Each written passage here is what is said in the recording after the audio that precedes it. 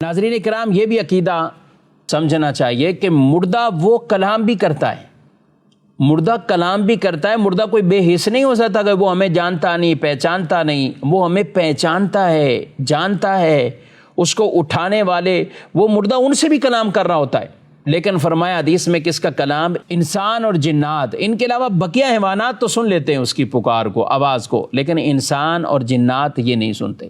یہاں تک کہ وہ اپنے اٹھانے والوں کو، جو میت کو لے کے جا رہے ان سے کلام کرتا ہے۔ مجھے اٹھانے والے، نہلانے والے، دفنانے والے، کہ میں تو اپنا ٹائم پیریڈ پورا کر کے گیا، اب یہ تمہارے پاس وقت ہے، اور مجھے تو دنیا کے اندر دنیا کے معاملات نے مشغول رکھا، لیکن آخرت سے اس حوالے سے وہ بھولا رہا، لیکن لوگوں کو وہ تلقین مردہ کر رہا ہوتا ہے۔ تو مردہ وہ بولتا بھی ہے، مردہ پہچانتا بھی ہے، قبر پر آنے والوں کو جانتا بھی ہے۔ اسی لیے تو کہا گیا السلام علیکم یا اہل القبور، کہ قبر والوں کو سلام کرنا ہے۔ یہاں تک کہ اگر آپ قبر پر جاتے ہیں تو ہمیں جو قبر پر جانے کے جو آداب سکھائے گئے ہیں، تو اس میں بھی یہی کہا گیا ہے کہ آپ آئیں تو وہ سرہانے کی طرف، اگر کوئی مانے نہ ہو، وہاں کوئی قبر نہ ہو، تو آپ اس طرح ان کے سامنے وہ کھڑے ہوں، اور دوسری طرف نہ کھڑے ہوں کہ اس سے میت کو گردن گھما کر دیکھنا پڑتا ہے، تکلیف اسے پہنچتی ہے۔ تو آپ اس کے چہرے کی طرف، اور چہرہ ہمارے جیسے قبلۃ شریف کی طرف چہرہ کر کے میت کو رکھا جاتا ہے، تو آپ اس کے سامنے کھڑے ہو جائیں۔ تو یہ بھی کیا ہے کہ میت پہچانتی ہے اور اس کو انسیت ملتی ہے۔ جی ہاں، آپ اپنے مرحومین کی قبروں پر جائیں تو انہیں سکون پہنچائیں، انہیں انسیت پہنچائیں۔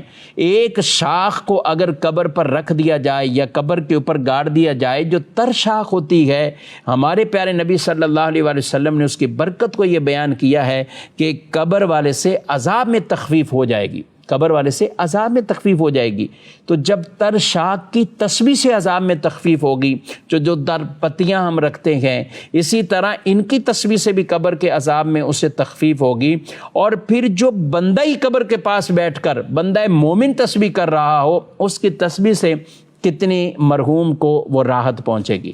تو اپنے مرحومین کے پاس جائیں تو یہ نہ سمجھے کہ ہم ایسے ہی کو مٹی کے ڈھیر پر آ گئے اور ہم نے بس تھوڑی دیر آپ کے صفائی ستھرائی کی، کچھ پڑھا ہی نہیں، کچھ نہیں، اور ایسے ہی چلے گئے۔ نہ، آپ وہاں جائیں، تر شاخیں رکھیں، تر پتیاں رکھیں، ساتھ اپنے مرحومین کو کچھ قرآن سنائیں، درود پاک سنائیں، نعت نبی صلی اللہ علیہ وسلم یہ آپ پڑھ کر سنائیں، قصیدہ بردہ شریف سنائیں۔